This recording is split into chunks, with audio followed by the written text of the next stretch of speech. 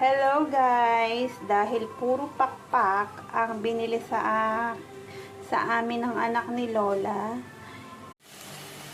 wala akong maisip na luto sa pakpak, kaya adobohin ko na lang sa luto. Hinalo ko na yung manok, yung pakpak. Kaya, amoy ano na siya. Amoy tinola na. Kulang na lang ng papaya sana at talbos. Kaya lang, wala tayong mga talbos. Ang aking adobo sa luya. So,